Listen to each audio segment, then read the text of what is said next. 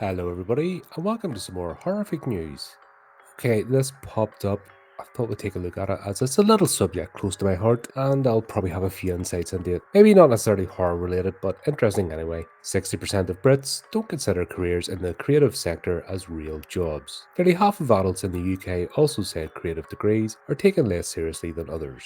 Almost two-thirds of adults in the UK don't believe careers in the games, film, TV, animation, and visual effects industries are real jobs. That's according to a recent study commissioned by Escape Studios, an animation games and visual effects studio situated in North Greenwich, London. Conducted by Sensuwide, a survey of 2008 adults took place between August 12th and August 14th, 2024. The adults surveyed ranked creative jobs at the bottom of the list of real jobs, with law, accounting, and healthcare being considered to be reputable careers. Nearly 2 in 5 adults surveyed said jobs with clear progression or a clear ladder were what's made certain careers stand out as real jobs. Under half of respondents believe careers in the creative industries to be real jobs, while 31% of parents and guardians said they wouldn't advise their children to pursue jobs in the sector. This is due to concerns regarding the lack of job security, struggling to succeed without industry contacts, and low pay. The survey also found that nearly half of Brits thought creative degrees are taken less seriously than others, 61% of respondents not being aware of educational institutions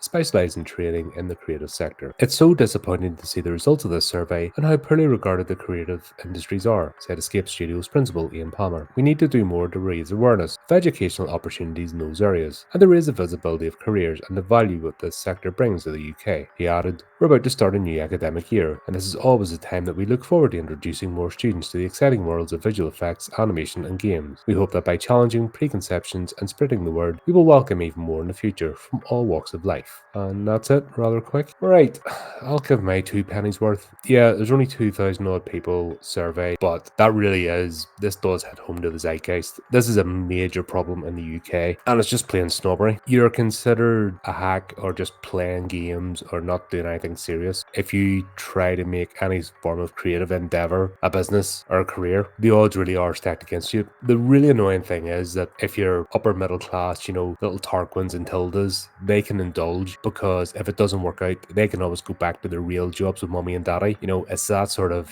attitude. If you're a normal working class person like I am, even thinking or suggesting that you're going to be creative, oh, why would you do that for? And you really get looked as if you've got two heads. It is an actual problem, and it really winds me up. Now, that's just being a general creative. Add to that the fact if you're into horror as well, oh my god, you are lower than low, which is strange if you think Steve and I are currently doing our classic horror series and looking at the Hammer Horror series of movies. Like, they were big noise in the 50s and 60s up to the 70s. They were like world-class standard. For some reason, that went out of the zeitgeist, and now people just turn their nose up. And it really reflects, if you look at British entertainment, what do you get? You get news, people just yapping about politics. You get reality TV, like proper low-rent guff. You might get the odd drama, but it's usually standard. It's a police procedural, it's a detective series or something like that, or soap operas. That's it. There's nothing innovative, there's nothing sparking the imagination, there's nothing really to inspire you. It's just slop, that people veg out. There was a reason why I became one of the unplugged in the early 2000s, because there was nothing there, especially for me, and it was just so frustrating. But yeah, you've nothing to talk to anybody about. If you don't talk about the soaps, the latest reality show, or football, that's it. You've nothing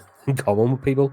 And it does make you feel ostracized and makes you feel left out. If it wasn't for the internet, like, as much as we slag off the internet and social media, the negative aspects, the positive things are at least you can find like-minded folks all over the world. And in the scheme of things, in our own nations and cultures or areas, there mightn't be that many of us, but at least together we can find some sort of common bond and discussion. That's a great thing about doing things like this podcast. At least I can reach people. I don't have to worry about people that live in the 5 surrounding streets or whatever, or the neighborhood.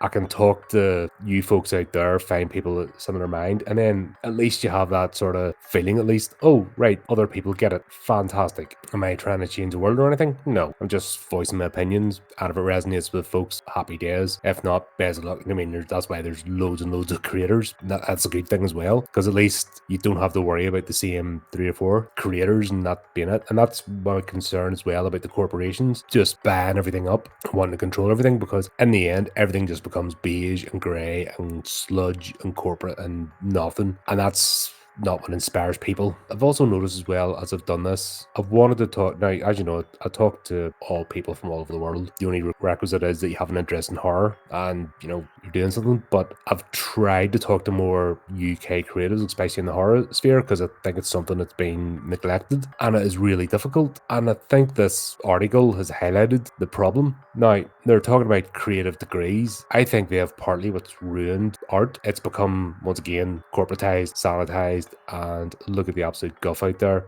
God. Well, who's that idiot? Rachel Gunn, she has a PhD in breakdancing and made an absolute arse of herself. It could be argued, took a position from a normal working class person that dedicated to the sport so she could have her indulgence. That's the UK. The UK's worse. The UK is horrible in that respect. And there is that underlying nastiness, which I don't talk about a lot, but it's there. There's no point denying it. I would like to see a change. I really would. I would like enough people, not even. How will I put this? Normies are going to be normies. I'm not about converting people to horror or converting anybody to anything, to be honest. Do you, leave me alone to do me, and we're good. That's really my simple philosophy in life. I'm not going to preach to people because I don't like being preached to myself, so I'm not going to bother. I'm not going to obsess with what someone's into 2 streets away from me, and I don't want anybody looking through my window, if that makes sense. But I would like to raise the profile of horror creators. I'd like to raise the profile of horror creators in the UK particularly, just because get a bit of a shitty deal, to be honest. And if it does nothing else but bring them an extra fan, bring an extra person to the table, helps a project get off the ground, if it inspires somebody who thought they couldn't do it, just by hearing me. Like the comments I get as well, because I have an accent and because it's not generic London or generic American, and because I have a regional accent and people can't deal with it because they're so used to listening to robot TikTok voice, etc., and everything being so beige and sanitized. Sometimes it hurts, I'll not lie. Sometimes it gets under my skin. It's like, what, if I had to change who I am just to have a voice? I don't think so. That just exemplifies like a larger problem in the world of everyone wants nice, safe, don't want to be challenged in any way, which isn't the horror genre, for fuck's sake. The whole point of the horror genre is to create that uncomfortable feeling. When we did highly sensitive people and we did censorship of horror, that's the whole point. Horror is that uncomfortable feeling. Now that can be through sex, violence, various topics that are explored, the supernatural, monsters, or just other humans. There's such a wide variety that you can invoke that feeling, that sort of sense of dread. That's what the horror genre is. And yet today we're getting these people that come into the horror genre expecting it to be nice and safe for them and not to challenge them in any format, and it just makes me shake my head sometimes. But if you ever wonder why I can get defensive sometimes, it's because of this. There is a massive problem in the culture, even in the big cities. You go out of the big cities and you go to more rural locations, you go outside sort of metropolitan areas, and this multiplies tenfold. It's just the way it is. So imagine growing up like that, and I just hope that maybe people who are thinking of being a creative might come across this video, hear me at least trying to do something out there, and we're succeeding. Honestly, I've built a great team. We're growing every day. More people are coming on board. So something's going right, and I'm really grateful for that. So yeah, there is this problem. Doesn't mean it has to be the end. I think that's the sort of positive message you want to end with this article / speech, whatever you want to put it as. But if you're out there and you're like going, oh no, the world's against me, I'm going to get laughed at or this. Yeah, you are. But the sort of people that laugh at you really aren't worth getting worried about, and for no reason should it ever stop you having a go. Now, if you try to do something and it just turns out it's not for you, that's fine as well. At least try. I've always said we need more creators, not less. We need more competition. We all need to raise our game. We need people to collaborate with. We need people to bounce off. We need people to inspire us. We need to inspire people. It's a continuous chain and it doesn't ever stop. And people come on for a while, people stop, people make it their lifelong career. People like me discover it later on in life. Some people just know they're creative. Doesn't matter how you get here. It doesn't matter what you do either, as long as you do something that you feel is fulfilling and you put your energy into it, and more importantly, it's honest work. It's honest effort that you're trying to actually create something worthwhile, and that comes across anyway. You can't use words or terms or anything like that to quantify it. You know yourself, if you create something and it's got an honesty to it, people will resonate and understand. There you go, bit of a longer video this time, but I thought this was important to talk about. I thought it was important to put out there, and all I would say is if you're wanting to have a go, have a go. If you're not not sure what to do, try something. You'll find out quickly if it's for you or not. And if that doesn't work, try something else. Don't put your eggs in all in one basket, so don't immediately quit your job. It can be part-time hobby. The aim could be to have the hobby finance itself. That, if it does that alone, there's a win. So, there's different levels of success and everything else. There's different levels of commitment, but you're never wasting your time creating, because if nothing else, it engages your brain. It makes you more robust. It infers your imagination, and that does filter through to your real life. I've seen it myself. The skills you pick up doing something like this, all the background stuff, not just the forward presenting, but all the stuff, it does make you a more robust human, and it's worthwhile. So there you go. Let me know what you think. Have you had problems yourselves? Is this primarily a UK thing, or are there other parts of the world just as bad? Let me know your thoughts. And until next time, keep up to date with the channel, do the type of clicky things, and remember to keep it creepy, keep it horrific.